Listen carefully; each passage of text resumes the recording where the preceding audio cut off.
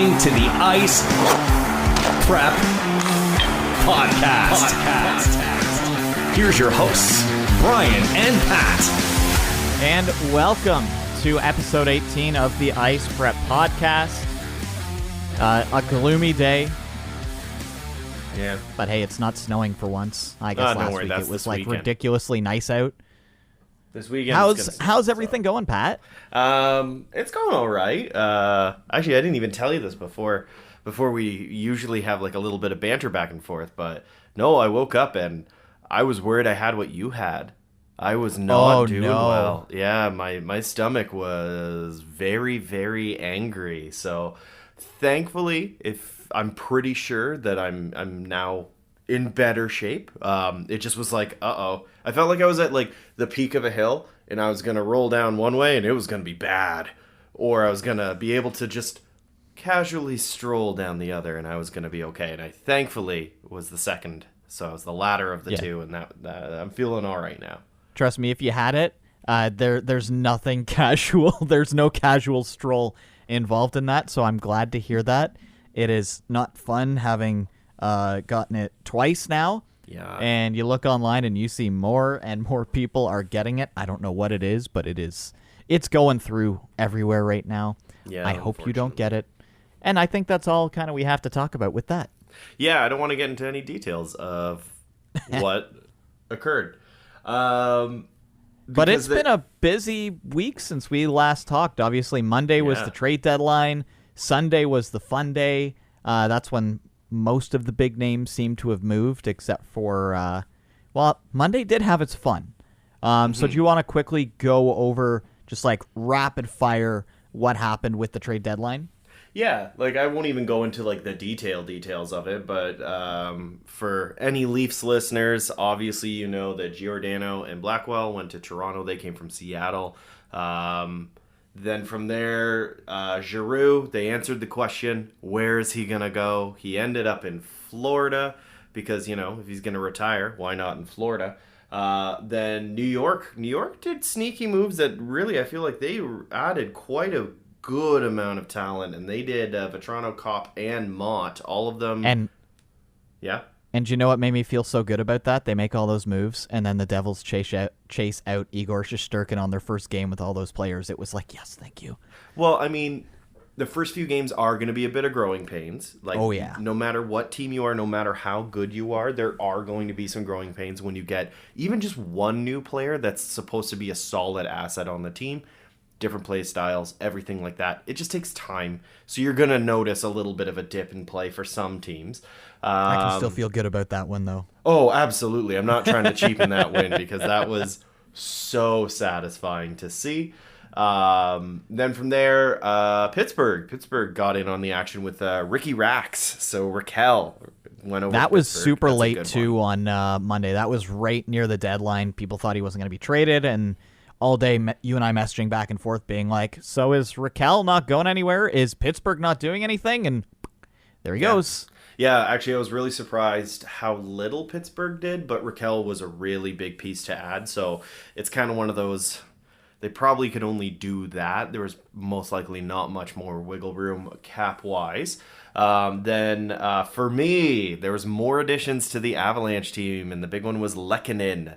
Turi Lehkonen from Montreal, and this is the one that I'm going to say what went to the other side, and that was Barron. Justin Barron to Montreal.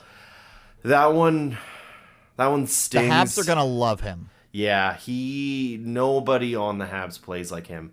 I mean, you can try and argue it, and that's fine, but the kid dances along the blue line because he's a defenseman, and he is so talented.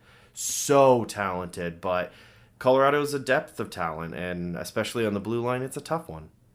A good example for people, he is what everybody expected Victor Mete to be. Yes, actually, that's kind of what I was picturing. Mete coming from the London Knights to the NHL, that is the style, and everybody expected Mete to be this game-breaking player. It unfortunately hasn't quite gone that way. That is how Barron is supposed to be, and he's kind of shown it.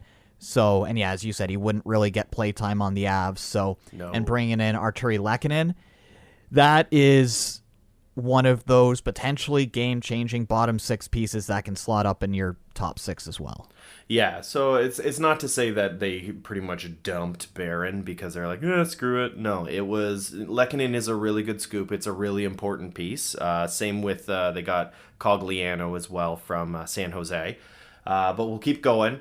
In my opinion, the last big move, which hurts me on the inside, and there was a lot of expletives that I sent to Brian when I found out this news. It was a wall, like just a text wall of F words, and that is Marc-Andre Fleury going to Minnesota, and that kills me to say it. Yeah, the Wild got Flower, so apparently Vegas tried to get him back, like hard pushed. That obviously didn't work. Vegas did make a trade, though. Vegas did make a trade. They made a trade with Anaheim, who did a ton of moves. So Vegas traded Evgeny Dadonov to the Ducks for Ryan Kessler's contract and another player's name that I can't remember. And that came down at like 10 o'clock at night that this happened. The trade deadline ends at 3 p.m. We found out Wednesday, so 2 days after, the NHL voided that trade because Evgeny Dadonov had a no-move clause, or no trade clause, sorry. Anaheim was one of those teams. Vegas didn't know. The NHL didn't know. Ottawa forgot to tell Vegas when he was traded there in the summer. So Dadonov is back with Vegas. The trade didn't happen. And apparently Ottawa is going to get in a lot of trouble for this one.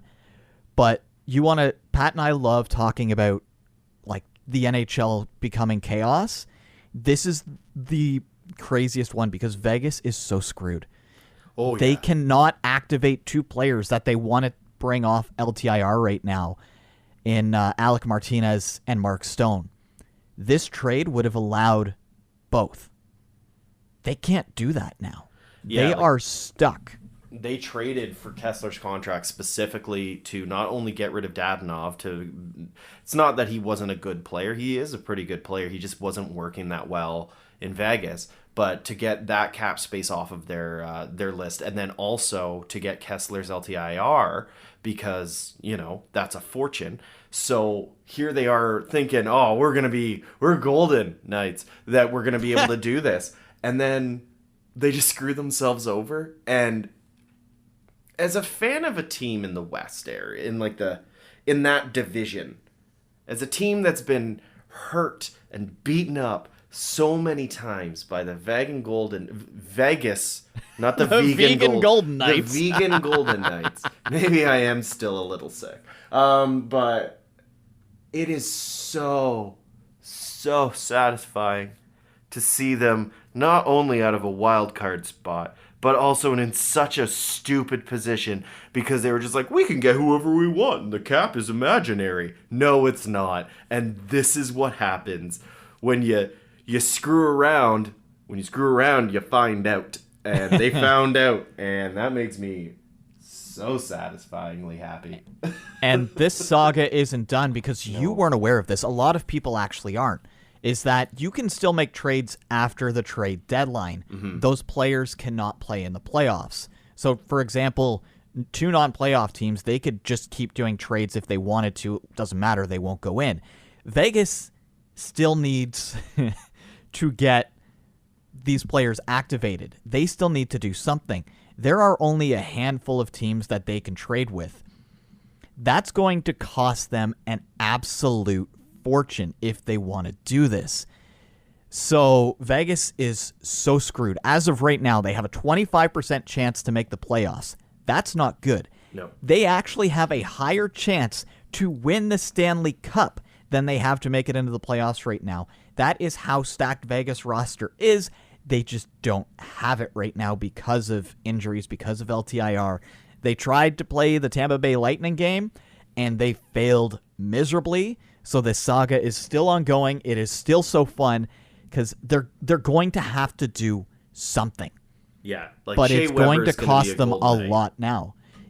they can't do that because they would have to get $9.5 million off the books because you have to be under the cap to bring in an LTIR contract. There's so few players that they can actually pull this off with, and teams. It is so fun.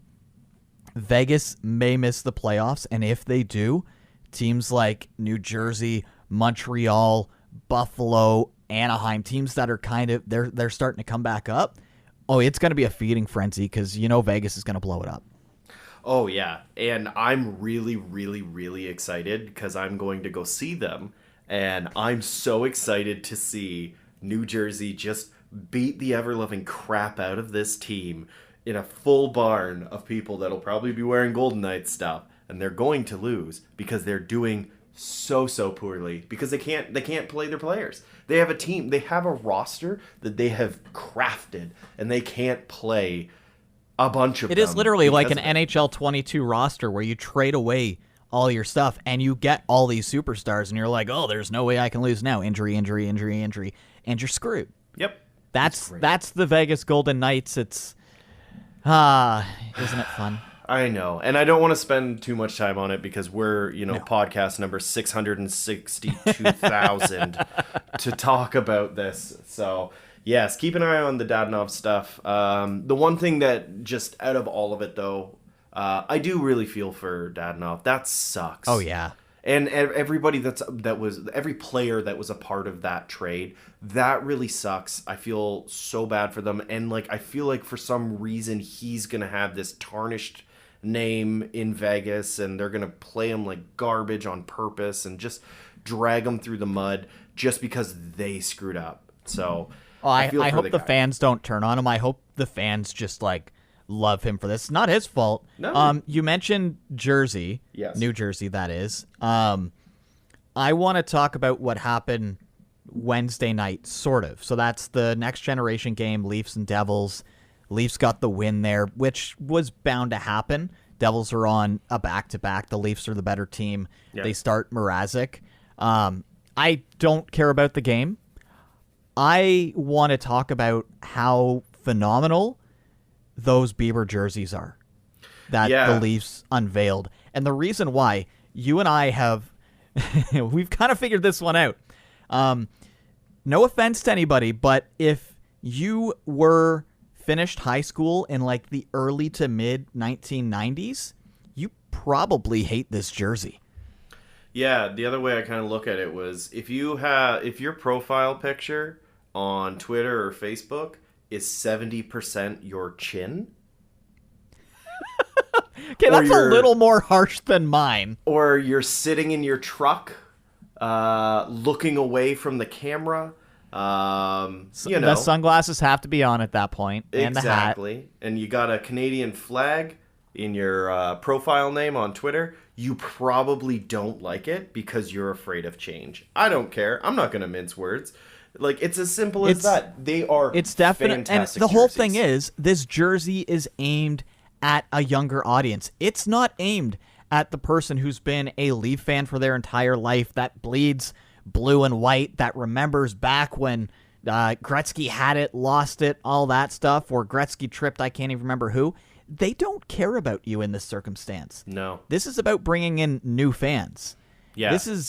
And you watch the reaction online, as you said, there's a definitive line between probably around my age, between you and I, in the early to mid 30s. That's if you're above that point, this is the worst thing ever. Oh my God, they're reversible. They're the Bruins. How could they do this? And younger, that is a great looking jersey. Doesn't matter that it's partnered up with Justin Bieber's Drew House or not.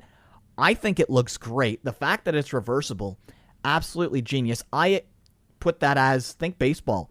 You're at a Jays game. The Jays are down late. What do? You flip your hat inside out as a rally cap. Mm-hmm. I wouldn't be surprised if that kind of becomes the thing. So, personally, I love it. I think it is the best jersey the Leafs have put out in I don't know how long. Yeah, because we've talked about this a few times about how the Leafs jersey, they're we're going to unveil this new jersey. We're going back to our roots. We're doing all these things. And it's yet another blue or white jersey with the same friggin' Leafs logo. They're so so afraid to rock the boat. So I'm so glad to see that they took a really risky move and put it on black. Like, I just, it's so insane to me how divisive this is, when really it's a hockey jersey, calm the F down, and 2, who cares if it's Justin Bieber? What if it was any other person than Justin Bieber? Would you be okay with it? If it was just some random designer that designed it, would you be okay with it because it was, a yellow and a black? Like, I don't understand why people are so bent out of shape about this jersey. It's just, it goes back to they're afraid of change. They're afraid of, but it's our roots. You know what the roots have done? Nothing. 67. Remember? Do we want to talk about 1967? No? Okay. And actually, you said the other thing. If you look online, especially, I saw this on so many radio stations, Facebook pages. They're going, do you like the jersey? Do you don't? And they'd always have to say, it's made by Bieber. And you can see all the comments aren't about the jersey. They're just like, Bieber's involved. Don't like it. And it's like, so you're judging it for no reason. It's a great looking jersey. The Devils finally have a black jersey. I didn't like it at first because it was so hyper-focused on jersey. Mm-hmm. It's growing on me so quickly. On this podcast, I was upset that we were going to have that for 3 years as our alternative.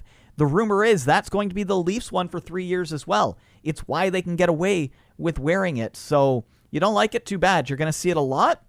And personally, it's the best Leafs jersey that they have right now.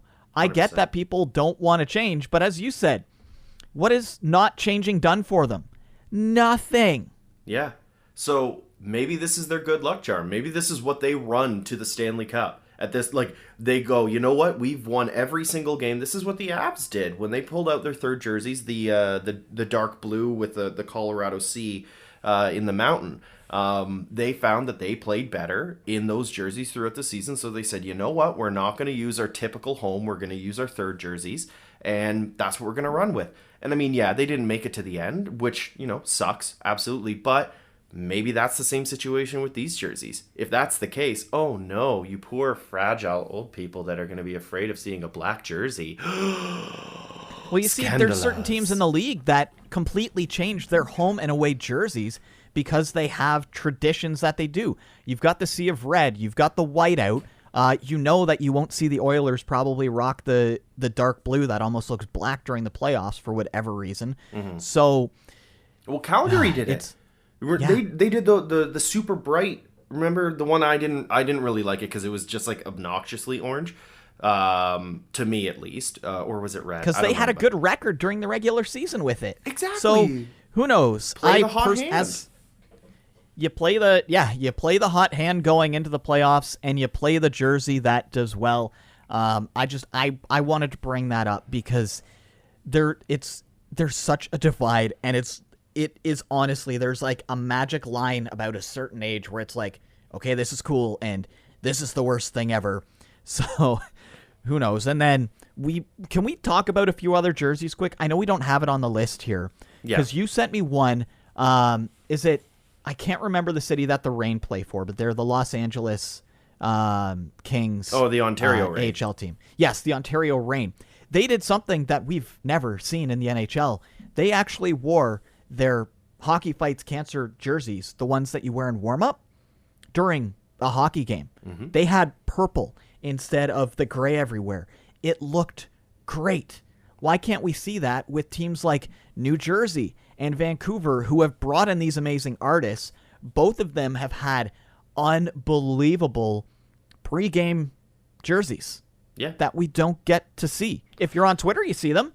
That's it. Like, you see the 4 photos that are professionally taken, and that's about it. The part that really drives me nuts about that is, I mean, you look at the Hockey Fights Cancer jerseys, and they're game worn is what they say, which is a lie because they don't play it in the game.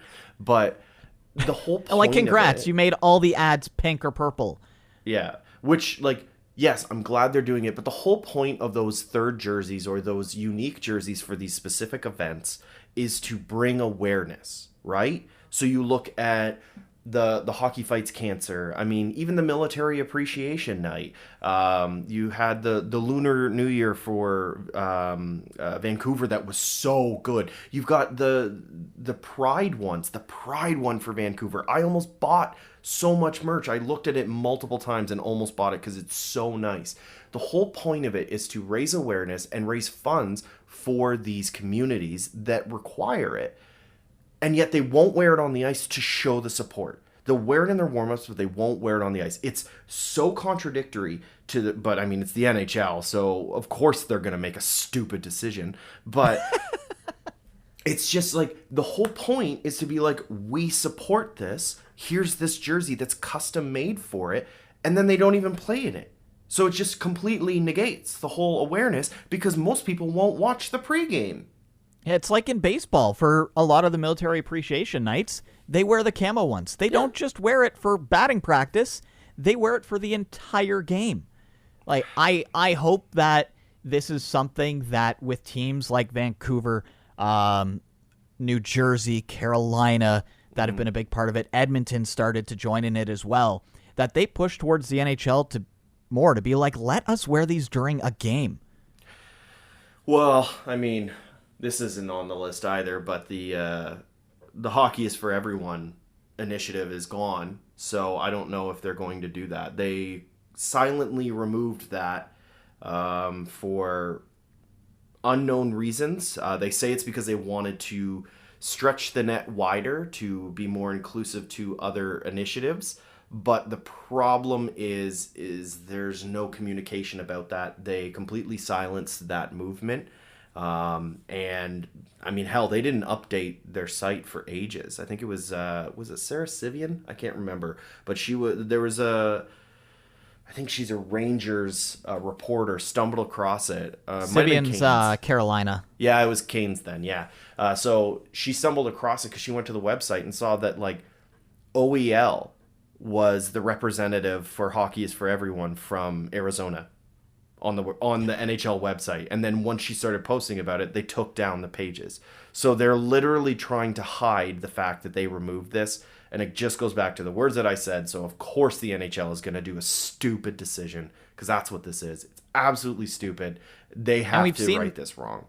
We've seen that in real time earlier this year during the live press conference that Gary Bettman and Bill Daly did about the Chicago situation and Kyle Beach. They dodged nonstop.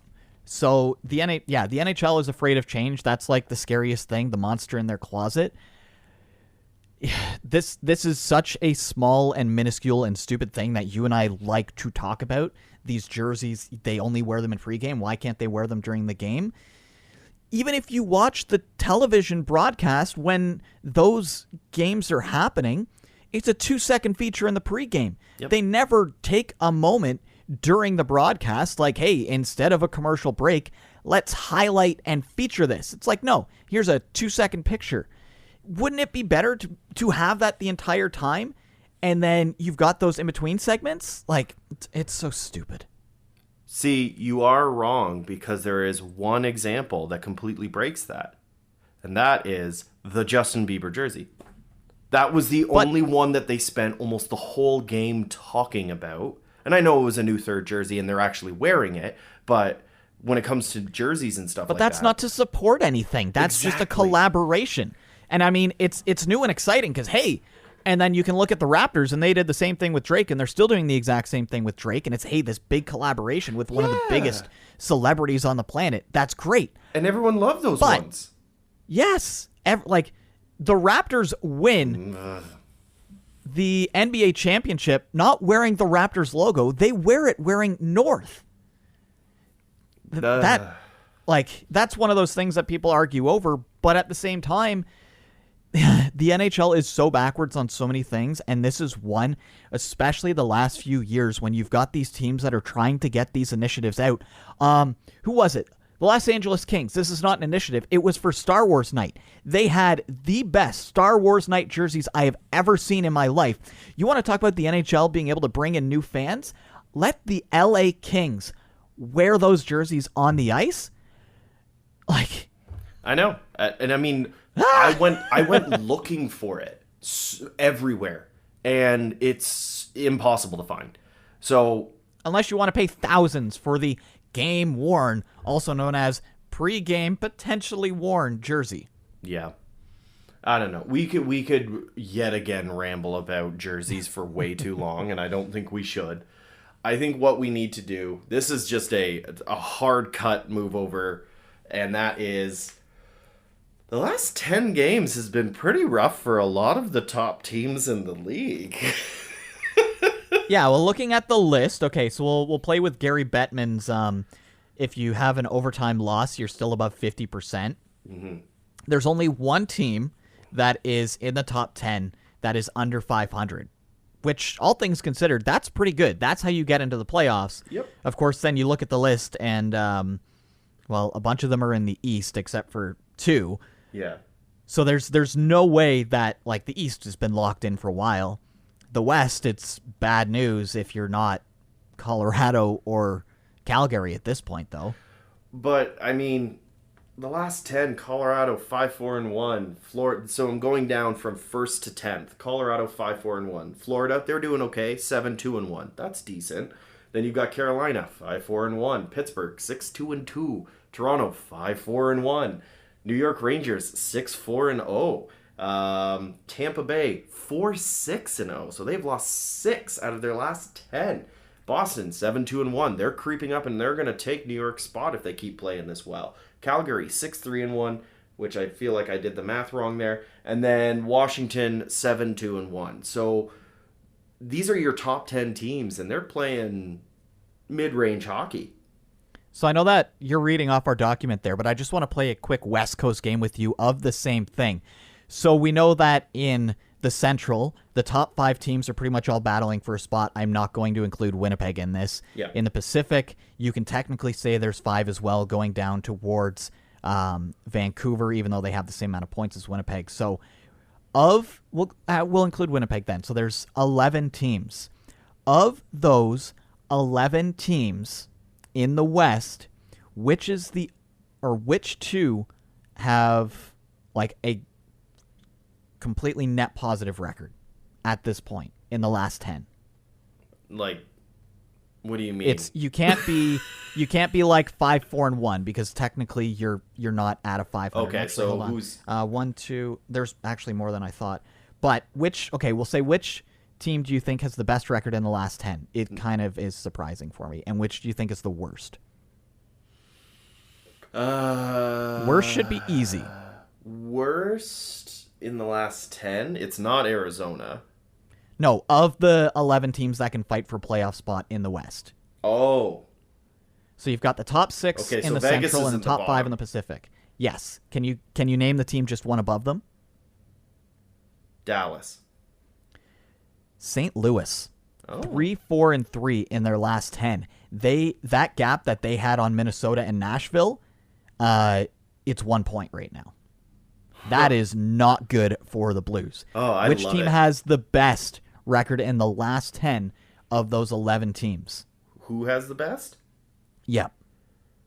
Well, I'm going to actually, because I messed up. I thought this is what I was guessing this time, so I'm going to say Dallas for this one then. Dallas, no.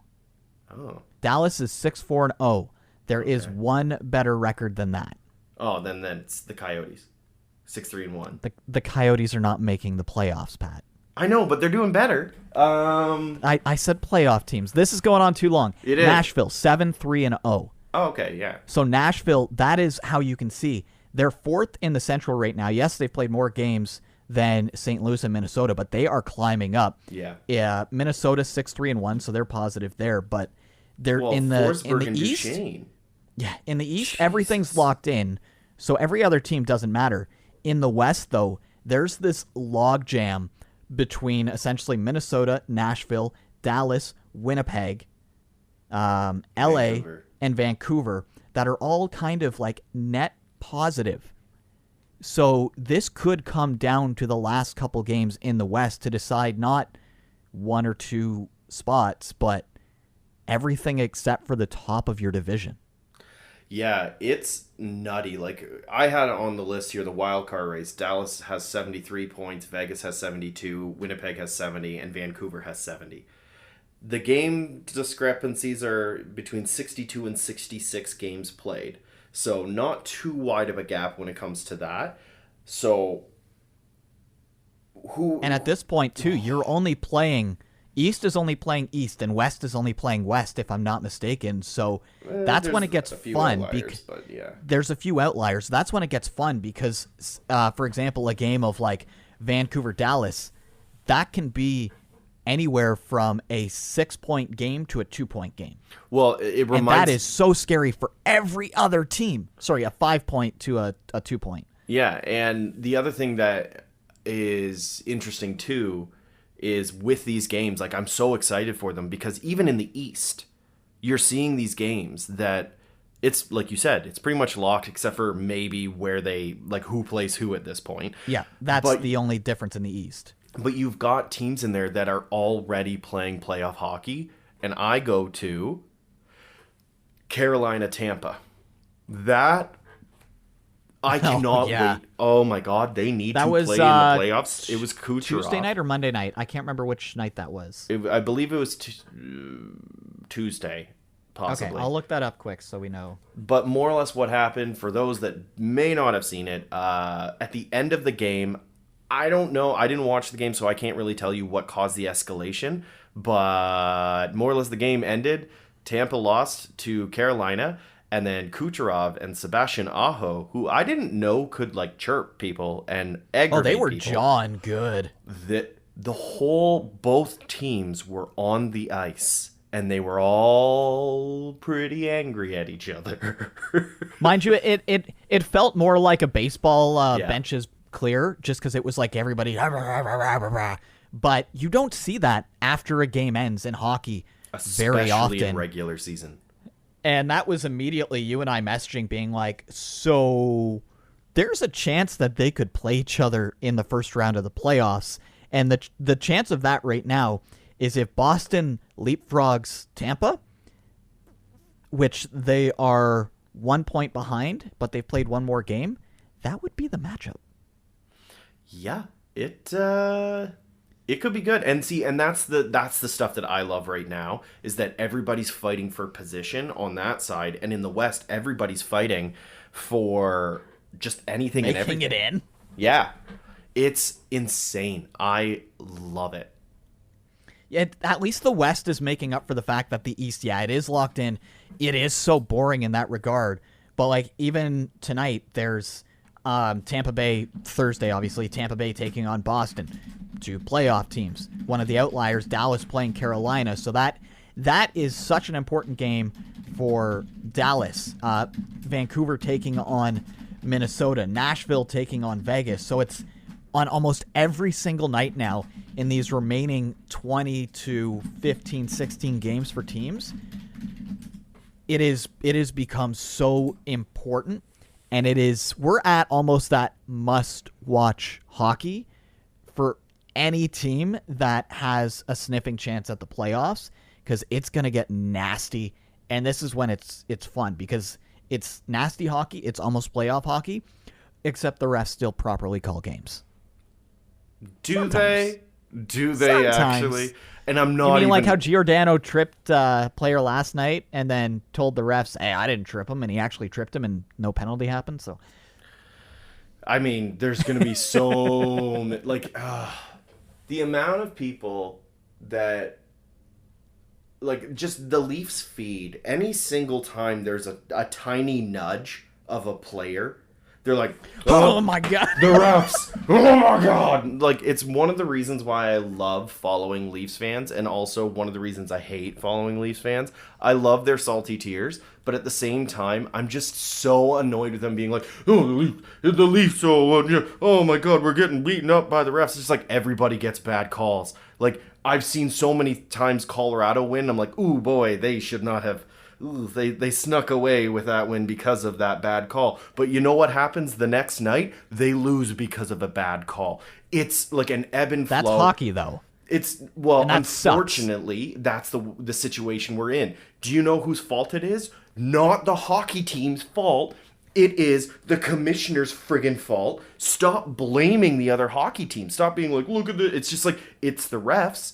Stop saying And then if a player or a coach or anybody critiques them, you're being fined. You will get fined more for criticizing a ref than you will for two-handing somebody with a hockey stick. Well, across the head. Or, spearing them. That's worse. Yeah. Like Markstrom let's not did. get started on this again. Oh, it's so bad. Like, he literally took a baseball swing at, I think it was LeBanc. I can't remember. I didn't see the name on the back. But Markstrom takes a swing at LeBanc and then does a spear to him. No talks whatsoever. What? But if you, after the game, basically say, yeah, that ref sucks, $25,000. Yeah. Or if you're the New York Rangers, $250,000. Yeah. It's so pathetic. It's really, I think the point we're at now is the reffing is absolutely pathetic. And it's not at these people that are reffing the games. Not at all. They're doing the best that they can. However, and we aren't the first people to say it. I know for a fact that I'm pretty sure Steve Dangle wasn't the first podcast to say this. They need to be held accountable. The fact that they can do whatever the hell they want, and then they're just like, well, we screwed up that game, and then they just go home. Like, what? How are you not held accountable for your mistakes? All the players are. It feels more and more like we're getting towards baseball, where it's like you see Angel Hernandez, and you're like, oh, God, this is going to suck for both teams. Like, that's why there's the ump cards that exist out there now on Twitter, and you hear it's kind of come out more lately, especially from a lot of behind the scenes content that's starting to creep out, in that coaches will literally change their game plan when they see who the refs are, because they know that this ref will either, they're not going to call that type of thing, or they're going to be a lot more like, okay, that they're going to call that. And you can see some nights teams take advantage of that fact, or that they know, okay, we've got this veteran guy he's been in the league a long time. He's been around this ref for a long time. They've got a good rapport, so we might be able to get away with a few things. And you see that. That's to me, that is, they have to be held accountable in some sort of way. And the accountability is, you say something, you're losing money. Yeah. What? No, that's the dumbest thing in the absolute world. And I read the other day, once again, we're going to go back to our boy Kadri. I think it was this morning, he said that he's been kicked out of the face-off circle more than any other player in the league. He's not doing anything different, at least from what I can tell. I don't understand why he's been kicked out so many times, but they clearly don't like the way he lines up. I don't know.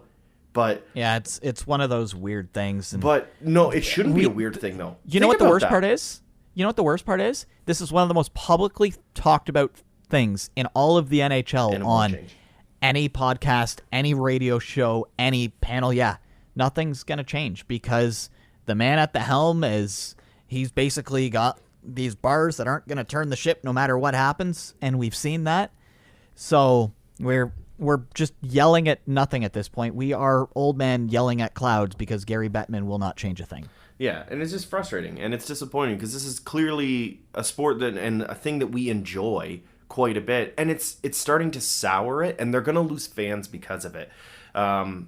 When you go into a game and you don't know if the two teams could play some of the best hockey in the world, and one call that's wrong changes the whole game. We saw that actually with the Arizona and Toronto game, actually. Yeah, that's going to happen sometimes. That game, for example, nobody got called on a penalty. I have never in my life seen a hockey game where there are 0 penalties. No. They exist quite frequently, and a lot don't get called because that's part of the game. But to not call any, stuff like that should be reviewable. It's so stupid. It's so dumb. As you said, it makes the diehards like us not want to watch. And when we're not watching, we're not pulling in casuals to watch as well. So that's... Yeah, the game where Colorado lost in overtime because of a too many men on the ice penalty when there was 4 players. I remember that one. For Nashville and 3 for Colorado. It wasn't that. Yeah. You got called too many men because the ref jumped back on the ice, and the linesman thought that it was an Avs player. It was literally another ref that caused too many men? Well, so it was inconclusive whether it was that or there's a referee that I follow. I think it might be Tim Peel, the one that was let go for game management. I know. But people asked him, and he was like, it seems like it might have been because of this obscure rule sort of thing with it. But here's the thing. Going back to what I was saying about, I can't even remember now, that, it's just a weird thing. It shouldn't be a weird thing. It shouldn't seem like there shouldn't be confusion as to why it happened, because the refs should be able to be asked, why did you make that call? And they should have to respond. But they don't, so we get to sit here and speculate as to why. And there's never any resolution. We're not able to move on from losses and things like that because of these terrible decisions that have zero ramifications, minus, maybe you don't play the next game. Do better. That's it. Yeah. That's it. I mean, hopefully something happens. Times. I mean, who knows? Something could change. You never know. We are a little tight for time. There is one thing I want to bring up quick. I forgot this when we were doing going over the trades. So 4 weeks ago, 3 or 4 weeks ago, because we missed an episode, yes, we did our trade bait list. There was 12 trades. We actually tied on correct and incorrect. We both had 8 right, 4 wrong. I get the bonus point to win because I am the only person who guessed where a player was going to go. Because I had Giordano going to the Leafs. Well, there you that's go. The tiebreaker. So, yay me, I guess. Yeah. But hey, that's impressive that of the 12, we got 8 right, 4 wrong each. We had 2 that were the same. We both guessed that, or the wrongs were both Chychrun and Kessel. We both thought that they were going to move. They obviously stayed. You had Giordano staying, and you had DeBrusk going. I had John Klingberg moving, and I also had JT Miller moving. So yeah, well, and with the Chychrun thing, I strongly believe that if he wasn't injured, he would have been moved at the deadline. But unfortunately, thus is the game, and he'll be moved in the off season because I can't imagine him wanting to stay in Arizona and playing at a college. Like, you never know at this point, though. Like, stranger things have happened. Maybe he decides, hey, why not? I'm going to make the money here anyway, so who knows? You just never know sometimes. I'll also throw this one tiny little piece of pessimism in on this one, too. It's kind of sad that we were able to guess that many correctly, because that just shows how predictable this league is. So that is true. And I mean, I still can't believe I guessed Giordano to Toronto, right? So there's that. True. The Ice Prep Podcast presents Games of the Week. It's nice when we can actually look back at the ones from last week. Yeah, that's nice. And we forgot to do something again this time that we meant to do, which was make it so that we couldn't see what the other person was going to say. We'll have to do that in the future. Yeah. So I'll jump back to last week. Pat decided to take Vegas, and boy, they've been good. We haven't talked about that at all so far. Taking on the Wild. That one was trade deadline night. Yeah. And Yes. Yeah, it was. And somehow, the Wild's newest acquisition, Marc-Andre Fleury, was able to be at least on the bench for that game to watch as his former team, the Vegas Golden Knights, lost 3-0. And as much as I hate the Wild, it was kind of one of those, like, it's satisfying for him. I like Fleury, so it's nice to see that vindication of him sitting there watching his team get dummied. I liked that. Can I just say, we didn't mention this one before, Fleury's Chicago leather-looking pads with the Wild gear. They look great. So good. That is unfair how good that looks. I'm excited. Like, he doesn't to see have what to change a is. thing. Yeah. So there was that. I had Tuesday night the Oilers taking on the Stars. Talk about a big playoff implication game. The Oilers had the lead in that game. They ended up losing 5-3. Calgary had the same thing. They had the lead against San Jose that night. Both lost, so both Alberta teams with the L that night. Calgary doesn't matter as much, but I think we both had two pretty good games. Who would have expected the Wild because of a Flower on the bench, though? Yeah, no, that was really sort of the selling point of it. Otherwise, I did try and watch a few minutes of it, and just I can't stomach watching the Wild. I know you can't watch the Wild. I can't. I just get mad, and like when it's two teams I do not care about, that's the worst hockey to watch. Like, so you were like, I'm going to suggest this one to everybody. Yeah, hopefully you guys like one of those teams, because I sure don't. But it was, like, even still, to see a shutout and everything like that, that's always a nice game. And it wasn't like a 1-0 shutout, which sometimes can be good games, but also can be horrendous. So, yeah. With the former Oilers goalie getting the shutout just to make it even more fun. Yep. Don't we love chaos here, Pat? It's wonderful. So this week, we've...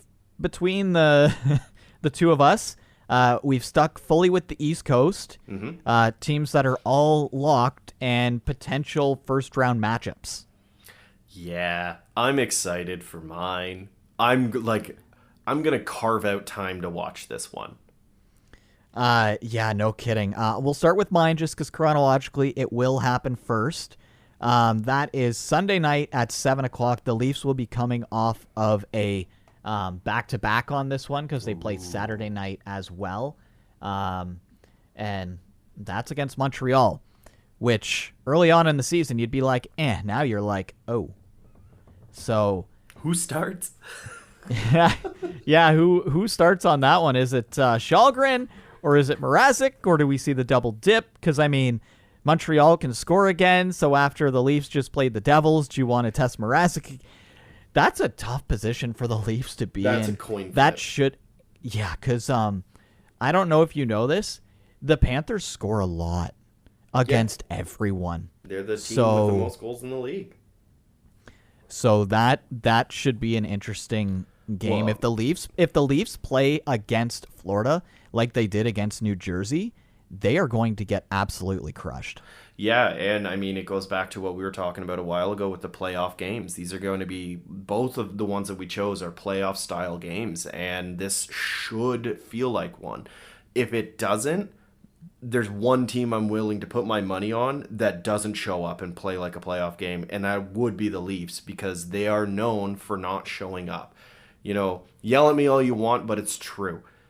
That's their style. Anyways, there's indisputable facts from like a decade.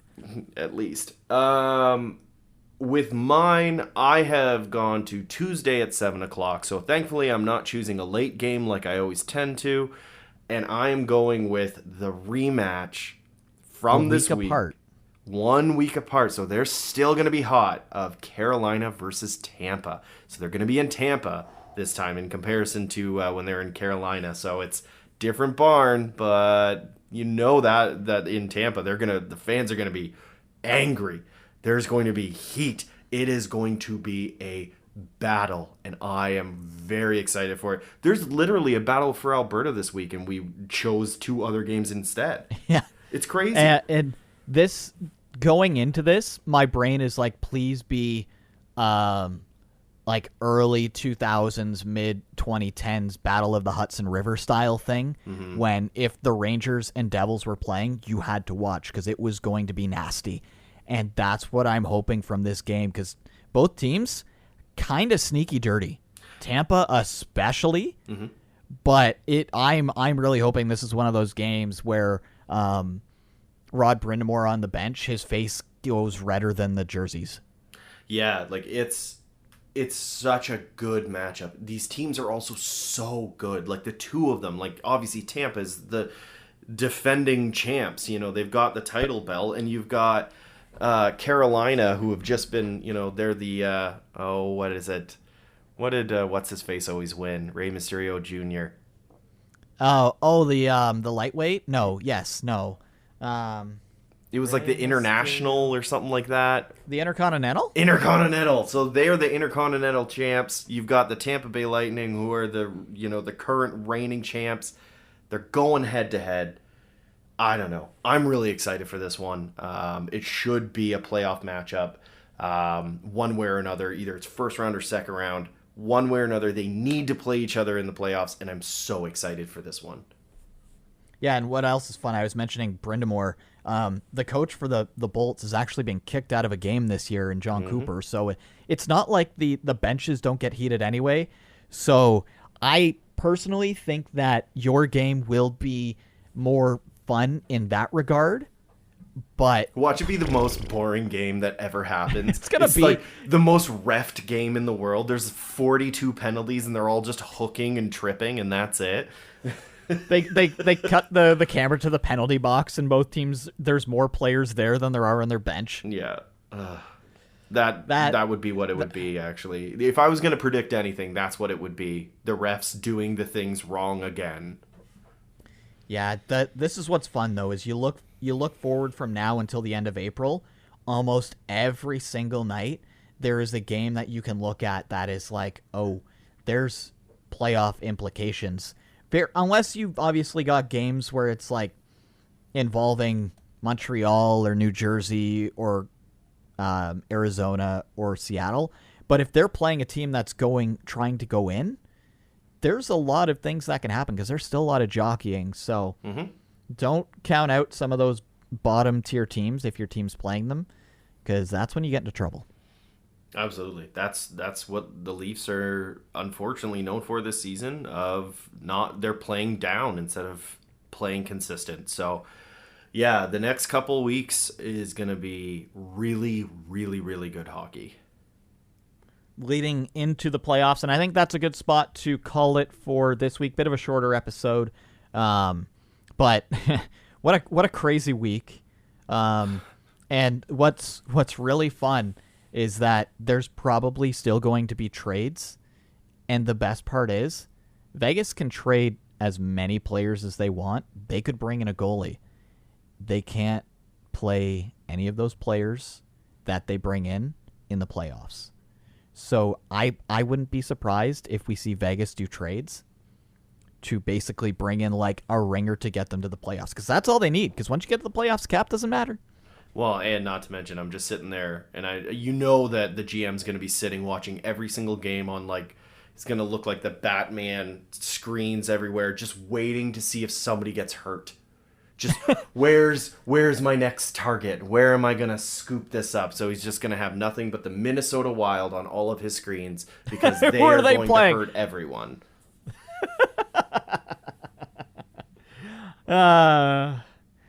I don't know how to follow that one up, so I'm just going to say follow us on social media, Ice Prep Podcast.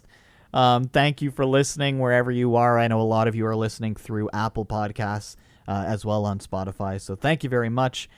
We also have a shortened version of this show that airs on Newstalk 1290 CJBK every single Saturday night from 6 to 6:30 before what's typically a Leafs game. So thank you everybody for tuning in. Anything you want to add, Pat, before we call this episode? Just the usual. I'm not even gonna mince words. Don't be a dick. Life's tough right now. Like I don't know. I've run into a whole bunch of that lately, and it's just like I didn't do anything. Why are you mad at me? And just know that everybody has other things going on in their life right now. Like, whether it's a sick family member, a lot of struggles with money or with anything at all. Everybody has something. So just take a minute, breathe, and just try and put yourself in their shoes. Life sucks right now. It's getting better, but just take a breath. Think about your close friends. Think about everything. Think about people around you. Be nice. Don't be a dick.